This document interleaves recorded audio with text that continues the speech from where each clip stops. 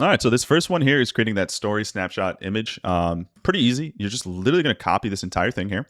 We're going to copy this and go to ChatGPT. So something that you may not know, the best way to get AI to give you the best output on a task that you want to complete is by actually giving it a prompt to prompt itself to then later use. It's maybe a little confusing, but basically what this prompt says, you can read it. I want you to give me a prompt or a script to use in another AI tool so I can achieve a certain outcome. In this case, generating a list of different problems or concerns or issues our target audience may have. It's important here that you address the only thing you have to fill out here is the target audience and the pain point that they're having. Try to keep this broad because we have different sub niches, obviously, and certain images are going to resonate with other people more than others.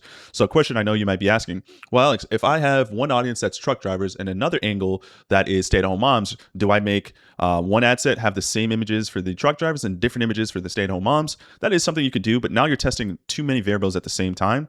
I think later down the line, if you want to isolate an angle in a separate campaign and isolate different images, you're more than welcome to do so. But we're trying to keep as many variables as consistent as possible. And we want to keep these images kind of broad and vanilla that addresses the same pain point or desire that all our angles should have, right? So all the angles and all the avatars should still have the same kind of pain point, and if not the same pain point, the same type of angle, or if not the same angle, the issue that they're dealing with should be solvable with the product that we have. So with that in mind, we're just going to keep this broad here. We're just going to say, I'm going to go back to ChatGPT. We're going to just say adults between the ages of 35 to 55 who struggle to sleep at night. Now, obviously, if we remember those angles, if you've been following along with the blue light glasses, some of those sub niches, and we actually could pull that up right here. Some of those sub niches, the problem necessarily wasn't that they couldn't sleep. Some of them was frustration, right? The parent resentment because they weren't getting enough sleep necessarily. I mean, that technically is actually that, but you can see that there's a common core problem. And remember, if you weren't sure on what that is, remember that we did in the initial trainings was we have this prompt here that this is a sub prompt that basically gives us a 1 to 2 sentence breakdown of what the core problem is. So if you don't remember, make sure to go back and use that if you're lost or confused. So now we have all these different concepts with 20 different concepts to pick from. That's actually a lot because we're only going to need to generate 2 images. We have 20 different concepts to work with. We're just going to look through these real quick. A tired man is early 40s sitting on the edge of his bed. So I don't like these types of images where it's like somebody else is taking a photo of somebody else sitting on the edge of the bed looking emotionally drained. That's not native, right? That's like something we'd see in a movie. I'm looking for concepts that genuinely seem like they're snapshotting a moment in time. A woman in her early 30s laying on the side of bed. Again, not natural. A man in his 50s sitting on a couch late at night. Nope. A woman in her early. So it even says human selfie style concepts. I mean, a woman in her early 40s wrapped in a blanket on a sofa. Eyes tired but alert. I don't really like that as much. I'm more of a object or situation kind of person, not just an emotional alone, but it depends from product to product. So let's see. A bedside table at night with a lamp on. Okay, that could be interesting. A couch in a dark living room, a dimly lit hallway, a coffee maker sitting idle. None of my angles, I don't recall them talking about coffee at all. A nightstand with a charging cable. A man sitting at a dining table late at night with paperwork. Again, like these just arbitrary images of people just doing like something that normally wouldn't be posted to a Facebook feed are not the best. A bedroom scene where one side of the bed is clearly slept in and the other is untouched. That's going to be hard to articulate in an image. Early morning, kitchen light on, coffee. A bathroom sink scene in the morning. A work desk early in the morning. A bed with sheets slightly tangled in early morning light. This kind of actually could be good. Let's see. So now if you want to get the actual script, you could just say turn 20 into a script for Hicksfield. I like in most cases to just have these objects or these things because it can appeal to a broader audience. If we go back here to this, right? This was actually my best. I wasn't able to continue to scale this brand, but this was my best performing image because it can apply to as many people as possible. You don't have to look a certain way or be a certain ethnicity.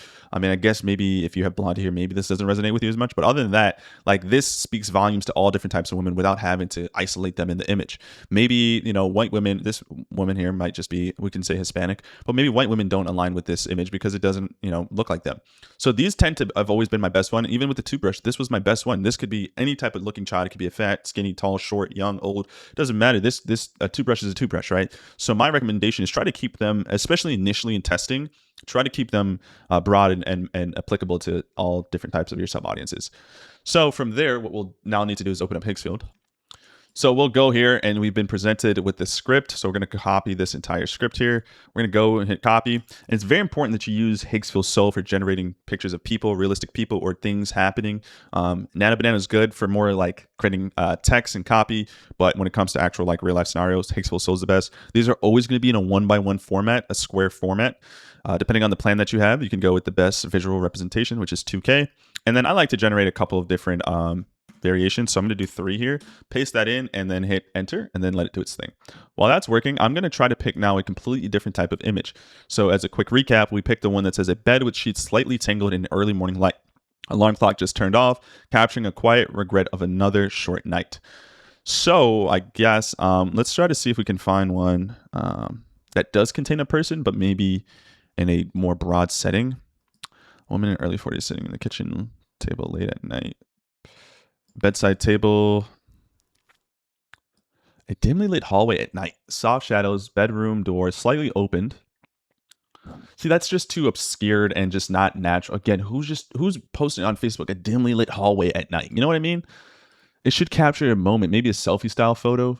That could be good. You can always type that in. Like, give me a selfie style photo. What about... And sometimes, again, critical thinking skills here. What about generating a concept of a woman? What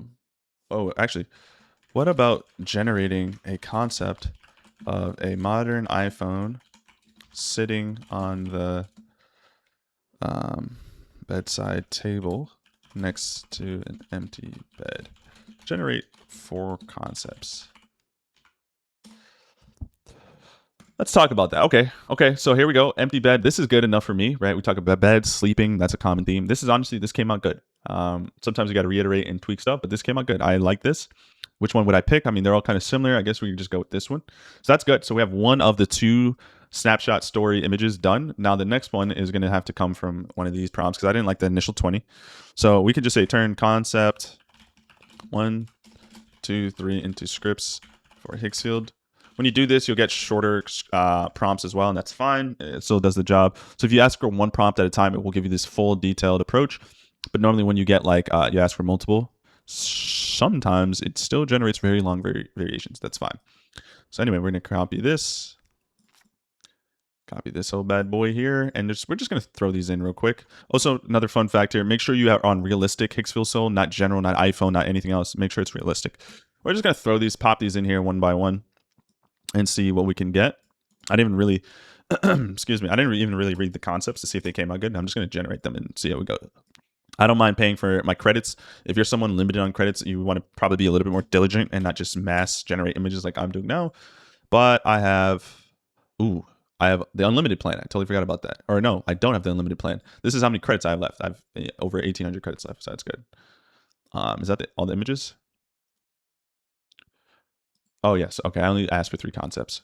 So let's wait for this to load real quick. And once we get the second one, we're good to go. Try to make the second image different than the first one. Don't make another bed, but now instead of a bed with untangled sheets, now it's a bed with somebody with an alarm clock next to it while the sun's peeking through. Like try to make it different. Try to have a different scenario going on. We're trying to have as much creative diversity as possible. So you see in this example here, we have the same type of concept. Now the bed it's a good element, I will say. But I do want them to feel and look different. I feel like these look too similar. Maybe we have a different type of bed in a different bedroom. Maybe that could work. I don't like these images at all. The lighting on them is just terrible. It's just really blue. Most iPhones are not taken in that way. The color of a standard smartphone will take an image in this way. These really blue tinted images are not natural. People normally don't take images that way. So what we can go is go back and again, use a little bit of critical thinking skills. How about... Actually, what we can even do is we can go back home. We can go back here. We can go back to the prompt. And we scroll all the way down. And let's just change the issue. Let's regenerate the prompt altogether. Let's paste this back in. We still want adults 35 to 55. But what did I say before? I said something about can't sleep, right? So we're normally going to get beds. What about resonates with adults 35, 55 that struggle with too much blue light exposure? Let's see how that goes. Again, we want these images to be applicable but it also can have a little bit of the element of what we're going to sell in there. You should never have your images. I won't say never, but in most cases, you don't want the actual product in the image. It's supposed to be a secret. It's supposed to be something that it's built up to. If they just see the product being promoted in the image, they're probably going to scroll and realize it's an ad. So tired 40s man taking a low effort selfie on a couch late night, eyes tired. Ooh, see, that is good. A selfie style photo. Turn concept 1 into a script for Hicksfield. So that could be good. That could be good. I like that. I really do like that. A pair of reading glasses resting on a nightstand next to an untouched book, lamp still on, room otherwise quiet. I like that too. Reading glasses, so object only concepts, no human presence. I prefer that in most cases, especially when it's not the target audience for this product isn't as clear as day. If I was drop shipping a certain type of product that really was geared towards women, like a skincare product or something, then of course it's fine to generate images of women, but there's like a 50-50 split on people that can benefit from blue light glasses. And then so in that case, I prefer to keep the images objects or scenarios or situations versus using a selfie style photo of a person. We'll still generate though to see how it works, and then let's see if there's another concept. These dim lit rooms I'm not a big fan of. I like this one too. So turn concept 9 into a script. I think 9 should be good enough. Let's generate this one 11. See how that looks. Where are we at here? Boom, throw that in there. And then now let's get 9 going here. So I think a healthy rule to follow, if you have a really strong audience and you know it's predominantly one gender, one age group and whatnot, it's fine to generate pictures of people with these static snapshot images. But if it's kind of 50-50, kind of broad, it's not too clear and concise, even if the messaging is spoken from the perspective of a woman, which I believe all 5 of my pieces of copy is, I do think it'd be smart to try to keep it broad in the initial testing. And then when you go to generate new images, you can play around that a little bit more. So we'll throw this in here. And then we should get our second image here. Hopefully you guys are understanding the thought process. Please, I'm begging you guys, don't go through all these trainings and then come up to me and be like, Alex, do you think this image will work well? At the end of the day, I'm speculating just like you guys before actually testing these campaigns. I'm using a little bit of deductive reasoning and a little bit of critical thinking skills. But ultimately speaking, I've had my best images be images I didn't think were going to perform well. And other times I have really good images I put a lot of time into that underperform. So we can guess and speculate and we can go back and forth and try to decide before we actually ran the campaign. But ultimately speaking, like I keep trying to echo throughout all these trainings, you're not going to really know for sure until it's tested. So please just use whatever knowledge you've gained from these trainings up to this point, use a little bit of your critical thinking skills, apply it, and then after the data comes back, we can then take a look at the numbers and the metrics and then go from there. We want that short feedback loop. Okay, so this is inherently not bad. Let's see what hopefully these last set of images here that are generating are good enough to move forward, because this can be tedious. I do think with really strong, passionate niches and products, this could be easier. But again, I picked a pretty hard product here. Okay, so these aren't horrible. I'm not the biggest fan of these images, but they did came up relatively smooth. Yeah, I think this should be good enough. So we'll run with this image, and we'll run with I guess because these are similar, I'm gonna run with the one with the iPhone next to it, and I think this image would work really well with the iPhone. But nah, like who has a random desk next to their bed like this? I think this one would probably be smarter. I'm nitpicking a little bit, but or maybe this one. I think with my hooks and stuff like that, I did mention iPhones and scrolling and all that stuff, so I think that resonates the best. We're just gonna go with this image here. All right. Cool. So that is the 2 images. Just download them, save them, get ready to launch them in the ads. So now we can break down the other images and stuff, the different types of images.